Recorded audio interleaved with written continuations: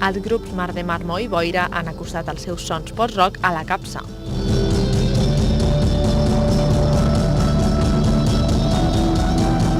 Amb el seu estil post-rock instrumental, el grup local Mar de Marmo, que havent passat per Londres, València i diverses sales de concert de Barcelona, ha tornat a casa per mostrar al públic pretenc un repertori musical paisatgista que també han enregistrat en el disc de vinil que tenien a la venda.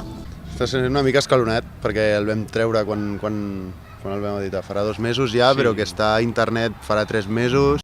És una mica paisatgista, per deixar-se anar, tancar els ulls i gaudir de la música que et porti. No hi ha una història marcada, sinó és simplement això, sentiment. Jo crec que la idea és gravar, és acabar, tenim 4 temes a mig fer, i jo crec que la idea és gravar-los i llavors sí que organitzar-ho tot ja en plan com Déu mana.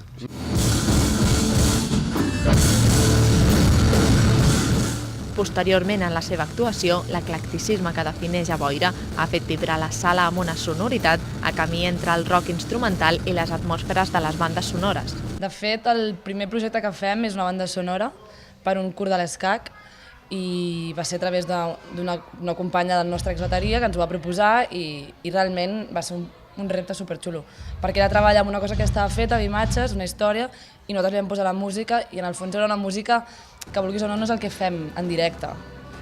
Era una més banda sonora, més a nivell atmosfèric, i després ho vam tornar a fer fa poc, a finals del 2016, per un documental sobre el Nepal. També va ser molt xulo.